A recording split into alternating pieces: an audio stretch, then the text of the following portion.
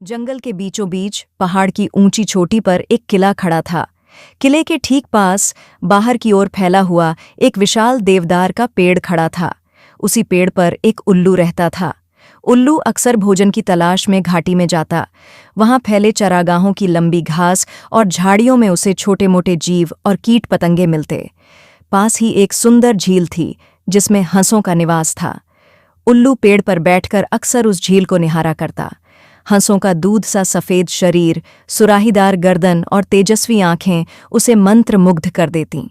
वह मन ही मन सोचता, काश मेरी भी किसी हंस से दोस्ती हो जाती।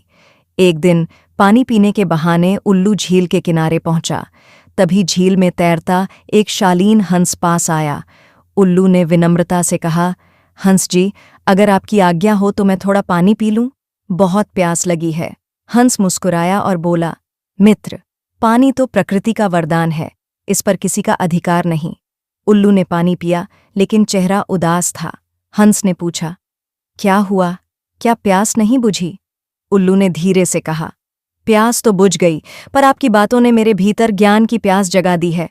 हंस मुस्कुराया, मित्र, जब चाहो आकर बातें करना, हम एक दूसरे से सीखेंगे। इसके बाद दोनों की रोज मुलाकात होने लगी।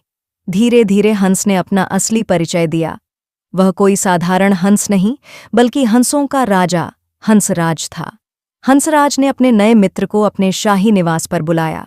वहां ठाट बाट देखकर उल्लू दंग रह गया। मोतियों से सजे व्यंजन, फूलों के पकवान और विलासिता की हर चीज। उल्लू के मन में भय बैठ गया। अगर हंसराज को पता चला कि मैं एक साधारण उल्लू हूं तो वह दोस्ती तोड़ देगा। इस डर से उसने झूठ बोल दिया, मित्र, मैं भी उल्लुओं का राजा हूं, उल्लूकराज। अब झूठ का बोझ उसे परेशान करने लगा। उसे लगा जैसे दोस्ती निभाने के लिए उसे भी अपनी शान दिखानी होगी। एक दिन उसने सोचा समझा और योजना बनाई। वह हंसराज को अपने पेड़ के पास बुला लाया। संयोग से उसी समय किले में सैनिकों की परेड और बिगुल बजना शुरू हुआ। उल्लू ने शान से कहा, देखो मित्र, ये सब आपके स्वागत के लिए है। हंसराज भावुक हो गया और बोला, वाह मित्र, आप तो सचमुच राजा हैं। अब हंसराज उल्लू की झूठी शान पर विश्वास करने लगा। लेकिन अगले ही दिन जब सैनिकों को आदेश मिला कि वे किला छोड़कर जाएं, तब हंसराज ने चौंक कर कहा, मित्र, देखो, तुम्हारे सैनिक बिना आज्ञा लिए जा रहे हैं। उल्लू घबरा गया। उसने घुघुआना शुरू किया। हूं। सैनिकों ने उल्लू की आवाज सुनी और उसे मनहूस समझकर जाने का कार्यक्रम रोक दिया। अगले दिन भी वही हुआ। इस बार सैनिकों के नायक ने गुस्से में आदेश दिया, इस मनहूस उल्लू को मार डालो। एक सैनिक ने तीर छोड़ा, लेकिन तीर जाकर उल्लू के पास बैठे हंसराज को लग गया। हंसराज फड़फड़ाते हुए झील किनारे गिर पड़ा और मर गया।